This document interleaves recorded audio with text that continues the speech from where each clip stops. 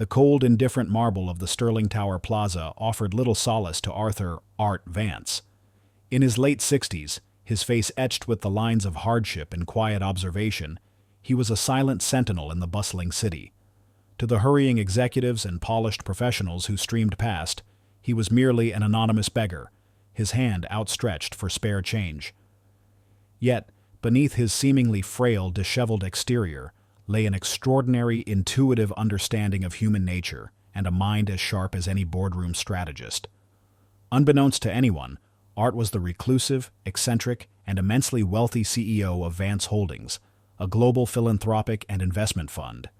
He lived undercover, a self-imposed mission after a profound disillusionment with corporate greed, following a devastating family tragedy years ago. He sought genuine kindness in a world too often blinded by superficiality. His mornings began before dawn, a solitary ritual. He'd find his secluded spot outside the opulent Sterling Tower, observing the hurried flow of commuters, their faces a canvas of ambition, stress, and occasional indifference. His quiet dignity remained unblemished by his circumstances. Any spare change given to him was silently, meticulously collected and later donated anonymously to local shelters. He spent hours studying faces, discerning true emotion behind superficial masks, a silent anthropologist of the urban jungle. He was a ghost in plain sight, his presence so subtle he often went entirely unnoticed. One blustery morning, a young, nervous street vendor, struggling with a flimsy cart, accidentally dropped her entire tray of freshly baked goods. Muffins, pastries, and croissants scattered across the busy sidewalk, rolling into the path of uncaring pedestrians. People sidestepped, muttered irritably, but no one stopped. Despite his own gnawing hunger and his fiercely guarded anonymity, Art didn't hesitate. He immediately stepped in, his movements surprisingly swift and efficient for an older man. Ignoring the stares and the minor chaos, he efficiently helped the distraught vendor collect her goods, carefully placing the bruised pastries back on the tray, offering quiet, reassuring words. He then quietly slipped away, a phantom of compassion, before she could offer any reward or even a word of thanks.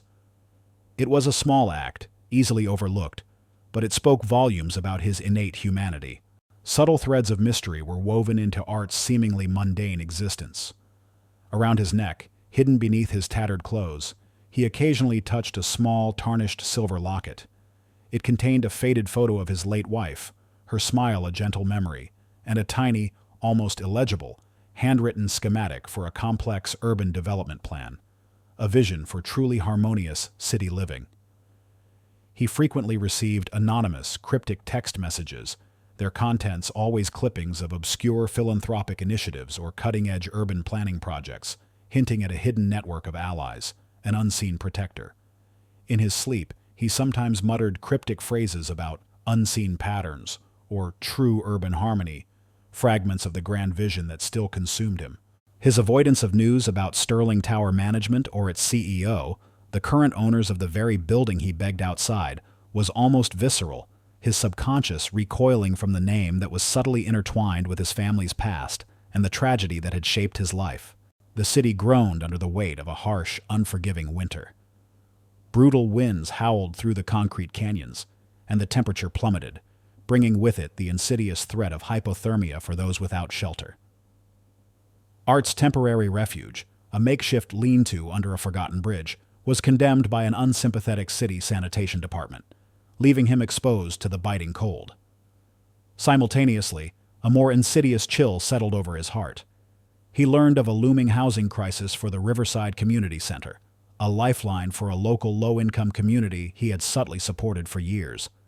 A ruthless developer, secretly controlled by Sterling Tower Management, was threatening to acquire the land, displacing hundreds and destroying a vital hub of hope. The immediate antagonist in Art's daily life was Officer Briggs, a rigid, officious security guard at Sterling Tower. Briggs, a man whose uniform seemed to be an extension of his own inflated sense of authority, was obsessed with maintaining the pristine, unblemished image of the tower. He viewed Art as a persistent nuisance, a blight on the building's gleaming facade, an unsightly reminder of the poverty he disdained. Briggs was driven by a desperate desire for promotion within the corporate security ranks and a profound, almost pathological disdain for poverty, believing it a sign of moral failing and a personal affront. He was secretly beholden to the building's management, who prioritized keeping the plaza clean for their high-paying tenants and would reward any guard who effectively dealt with the homeless. Unbeknownst to Briggs, his own family had been unknowingly entangled in a past injustice, a land dispute connected to the very family that Art had abandoned, the Sterling family. One frigid afternoon, Briggs, irritated by Art's persistent presence despite the biting wind, approached him. His voice, amplified by the cold air, was loud and public. "All right, old man, that's enough," he sneered, his breath pluming in the frigid air. "Move along. You're a freeloading vagrant, a stain on this property. Get a job, you hear? Stop begging and leeching off honest people." He made condescending remarks about Art's lack of ambition and his disgusting appearance, ensuring that hurried passers-by witnessed the humiliation. He then delivered a chilling threat. "If you're still here in 5 minutes, I'm calling the police. They'll take you somewhere you won't be bothering anyone." He reveled in Art's discomfort, viewing his quiet dignity as weakness, a sign of his broken spirit. The public humiliation, coupled with the brutal cold that gnawed at his bones and the looming threat to the community center he cherished, shattered Art's quiet stoicism. His passive observation, his silent mission, was no longer enough. The stakes were too high. He had to act, not just for himself and his survival, but for the vulnerable community he had secretly championed. A fierce, unyielding resolve ignited within him. He made a silent vow. He would expose the indifference, the corruption, and the callous disregard for human dignity that permeated the city's elite. He would bring true, lasting change, even if it meant revealing the identity he had so carefully guarded for years. This was the point of no return. He knew this meant facing the world he had abandoned, the world of power and influence he had once commanded, and the very forces that had caused his family's tragedy. The plaza outside Sterling Tower, usually a blur of hurried footsteps and averted gazes, felt charged with a quiet tension under the cold winter sun. Officer Briggs, his thick uniform unable to entirely mask his mounting irritation, continued his relentless harassment of Art. Briggs had returned, his patience worn thin, determined to completely dislodge the beggar who marred the tower's pristine image. He kicked over Art's meager collection cup, scattering the few coins across the cold pavement, then deliberately scattered Art's worn blanket and personal belongings, a calculated act designed to humiliate and break the old man's spirit. Art, however, maintained his stoic demeanor. His face, though etched with weariness, betrayed no emotion. He slowly knelt to gather his few belongings, his fingers subtly activating a disguised, discreet device he carried, a modified old flip phone, its purpose far beyond simple communication. As Briggs watched with a sneer, Art subtly scanned a specific, ornate architectural detail on the Sterling Tower building itself, a unique, almost archaic symbol subtly carved into its granite facade. This symbol, unbeknownst to Briggs, was a complex, almost invisible marker that subtly controlled aspects of the building's hidden systems, including specific elevator access and discrete surveillance blind spots. It was part of Art's own hidden legacy, a secret he had meticulously designed years ago. Art's precise action, a mere touch, triggered a tiny, imperceptible flicker on a rarely used internal security monitor in Briggs's distant office, showing a brief, complex network schematic. Briggs, preoccupied with harassing Art, dismissed it as a momentary glitch, an annoyance. As Briggs continued his petty tyranny, a powerful, sleek black limousine, polished to a high sheen, glided silently to the curb, its tinted windows offering no glimpse of its interior. From inside, an impeccably dressed man emerged. Mr. Johnson, Art's longtime loyal confidant and chief of staff. He was a man of quiet authority, his movements precise. He walked directly towards Art, ignoring Briggs entirely, his face impassive. He extended a burner phone to Art, his voice calm and clear, yet loud enough for Briggs and a few curious commuters to overhear. "Mr. Vance," Mr. Johnson stated, his tone businesslike, "your 9 a.m. is confirmed. The City Council needs your final approval on the Riverside Community Project immediately, and your private jet is ready for your Boston flight. We're running behind schedule." The statement, delivered with perfect timing, was a subtle, precise revelation of Art's immense power and influence. Briggs froze, his mouth agape. His face, a moment ago contorted with cruel satisfaction, now morphed into a mask of stunned disbelief. A beggar with a chauffeur? A private jet? It had to be a bizarre, elaborate prank. He forced a strained laugh, its sound hollow in the cold air. A beggar with a chauffeur? Ha! Nice try, old man. Get out of here before I call real police. Your delusions of grandeur are quite something. He threatened to call his superiors, to formally charge Art with public disturbance, his arrogance preventing him from grasping the profound reality unfolding before him.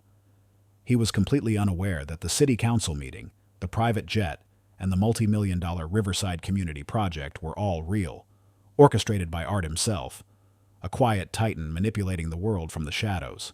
The city council chambers, typically a stage for carefully choreographed political maneuvers, now buzzed with an undercurrent of public discontent. The air was thick with the scent of ambition and stale coffee. For Arthur Vance, disguised as a common beggar, this was the crucible.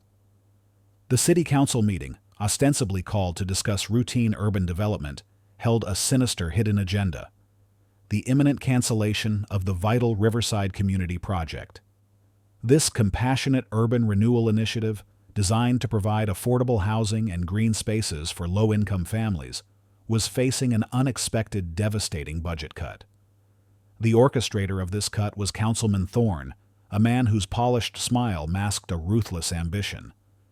He was secretly allied with Sterling Tower Management, aiming to seize the prime Riverside land for a luxury development, effectively displacing hundreds of vulnerable residents. Richard Sterling, CEO of Sterling Innovations and Art's estranged brother, sat discreetly in the audience, his presence a silent confirmation of his influence on Thorne and his vested interest in the project's demise. Art, now accompanied by Mr. Johnson, his loyal chauffeur and chief of staff, impeccably dressed but maintaining a discreet distance, navigated the crowded chambers.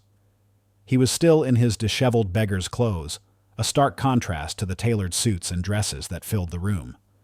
He was a ghost in plain sight, his presence largely dismissed by the security guards, who saw only a vagrant who had somehow slipped past. His mission was monumental: to enter this highly publicized city council meeting, expose the corruption, and prove the true, immeasurable value of the Riverside Community Project. He needed to maintain his disguised identity for as long as possible, observing, waiting for the precise moment to strike. Councilman Thorne stood at the podium, his voice smooth and persuasive as he presented skewed financial projections, subtly discrediting the Riverside project as fiscally irresponsible and advocating for its cancellation. He spoke of necessary budget cuts and tough choices, his words a thinly veiled attack on the community's most vulnerable. Richard Sterling watched, a flicker of satisfaction in his eyes. The time limit was unforgiving. The vote on the Riverside Community Project's funding was scheduled for mere minutes from now. Art had to act swiftly, decisively to prevent its cancellation. Every tick of the ornate clock on the wall felt like a drumbeat, counting down to the project's demise. Unbeknownst to Councilman Thorne and Richard Sterling, Art had prepared a final, devastating reveal. He had previously installed discreet, microscopic cameras throughout Sterling Tower's public spaces, initially as part of his reclusive observation mission. Now, these cameras would serve a higher purpose. He had a hidden agenda, one that would expose the layers of corruption binding his estranged brother and the unscrupulous Councilman Thorne.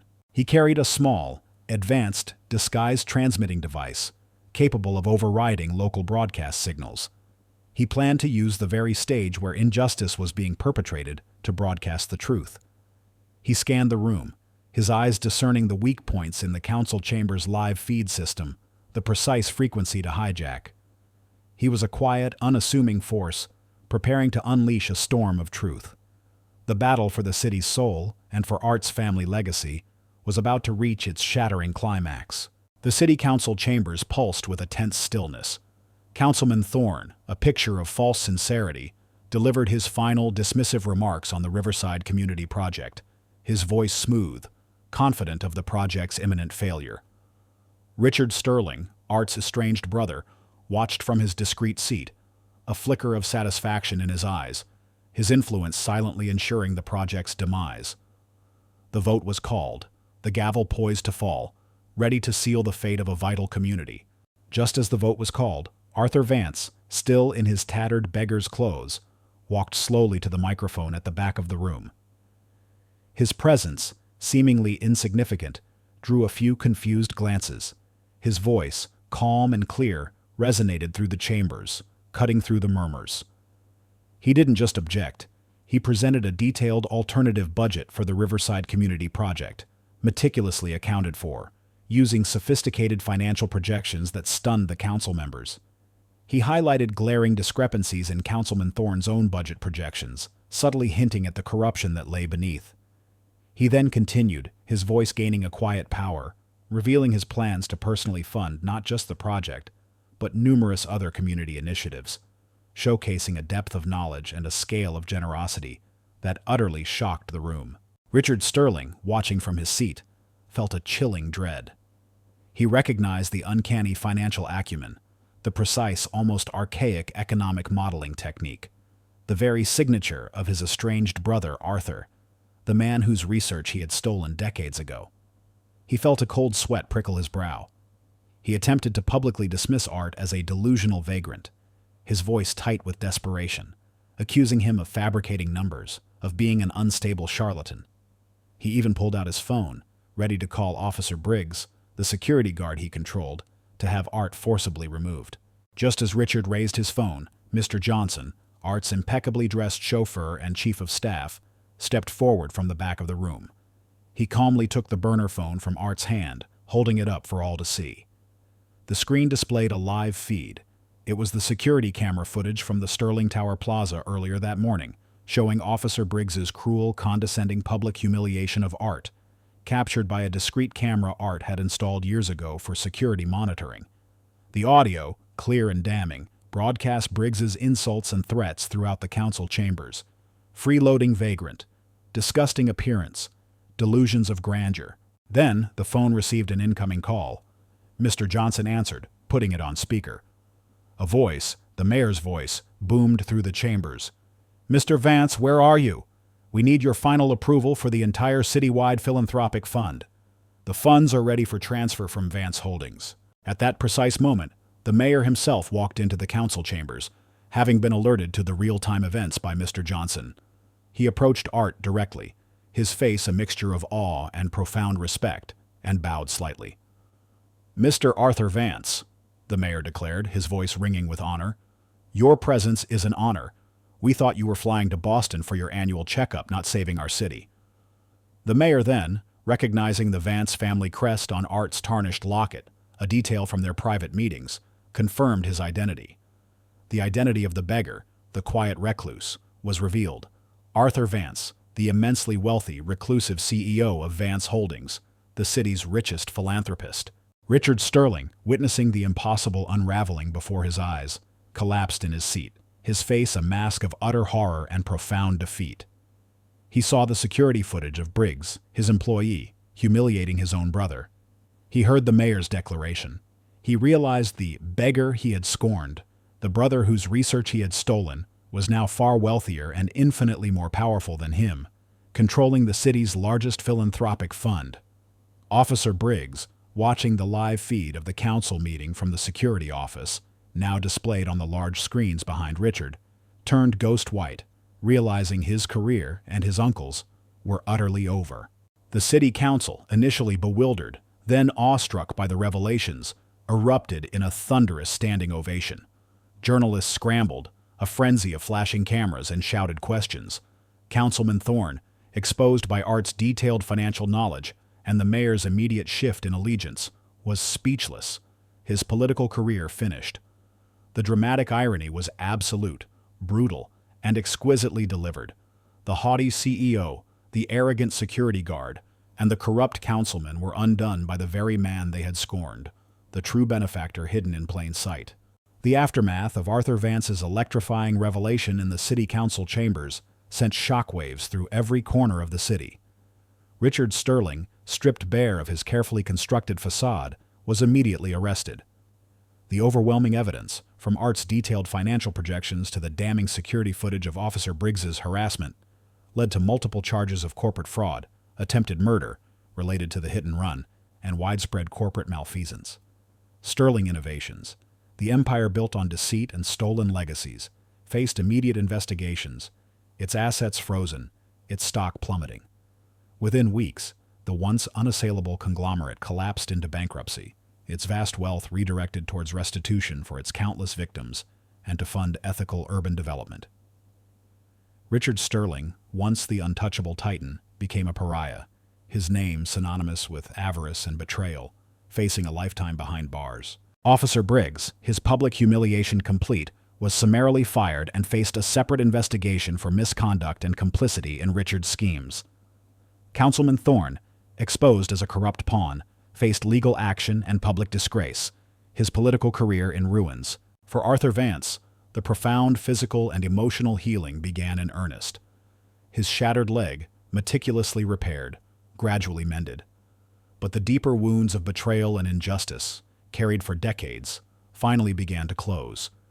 He was no longer Arthur Vance, the forgotten pedestrian, nor the anonymous beggar. He was Arthur Vance, the brilliant researcher, the wronged brother, the found father, and the city's greatest benefactor. Mr. Johnson, Arthur's steadfast chauffeur and chief of staff, became his indispensable partner in his new public role. Together, they meticulously oversaw the dismantling of Richard's corrupt empire and the meticulous ethical reconstruction of the city. Arthur fully embraced his role as the city's leading philanthropist, dedicating his immense wealth and strategic genius to transforming the urban landscape. His focus was on sustainable urban development, ensuring that the Riverside Community Project, once threatened, became a shining beacon of equitable growth, providing affordable housing, green spaces, and vital community centers for all residents. One quiet afternoon, in the newly acquired penthouse office that once belonged to Richard Sterling, now a stark, minimalist space in the rebranded Vance Holdings Tower, Arthur sat with Mr. Johnson. The city stretched out below them, a sprawling testament to the transformation. "You know, Johnson," Arthur murmured, his voice laced with a profound sense of peace. "All those years, living on the streets, observing, I saw so much darkness, but I also saw incredible acts of kindness, small, anonymous gestures, and I learned that true power isn't in what you accumulate, but in what you give." Mr. Johnson, loyal and wise, nodded. "You were building your greatest legacy, Mr. Vance, even when you didn't know it. You were seeing the city through different eyes." Arthur then turned, his gaze distant, reflecting on the long, torturous journey. He also reflected on the cruel irony of Richard's downfall, brought about by his own son. He knew Richard would attempt to contact him from prison, begging for forgiveness. But Arthur felt no desire for vengeance, only a quiet, dignified finality. He would offer no forgiveness, not for the decades of lies, the stolen research, or the attempted murder. He simply focused on the consequences of Richard's actions and the profound, positive impact he could now have on countless lives. Their conversation was a quiet affirmation of a life reclaimed, a legacy restored, and a future built on uncompromising justice and profound compassion. The city, once defined by its imposing skyscrapers and the relentless pursuit of wealth, now glowed with a new, profound sense of purpose. Its skyline was transformed, not just by steel and glass, but by vibrant green spaces, community hubs, and affordable housing, the hallmarks of Arthur Vance's visionary philanthropy. He was no longer the anonymous beggar or the wronged scientist. He was a revered figure, a titan of urban renewal and ethical investment. His philanthropic empire, Vance Holdings, was renowned globally for its profound social impact, its ethical investments a beacon of hope in the financial world. The Riverside Community Project, once a blueprint for equitable growth, was now a shining, thriving reality, providing dignified housing, flourishing parks, and vital services to thousands. Mr. Johnson, Arthur's steadfast chief of staff, remained his indispensable partner, a man of quiet efficiency and unwavering loyalty. He managed the intricate logistics of Vance Holdings' global operations, ensuring Arthur's vision translated into tangible change across continents. Arthur's commitment to paying it forward was deeply ingrained. He established the Unseen Compassion Fund, a global nonprofit that provided anonymous aid to vulnerable individuals and communities, mirroring the quiet acts of kindness he had experienced during his years on the streets. The fund also poured resources into cutting-edge research in ethical urban planning and social equity, ensuring that future city developments prioritized people over profit. He personally mentored young urban planners and aspiring philanthropists, emphasizing the profound importance of genuine compassion over superficial charity, teaching them to see the unseen needs of a city. The story ends on a crisp autumn afternoon. Arthur, now in his mid-70s, his posture straighter, his eyes clear and filled with a quiet contentment, sat on a bench in the heart of the newly vibrant Riverside Park. Children's laughter echoed from a nearby playground, and families picnicked under the shade of newly planted trees.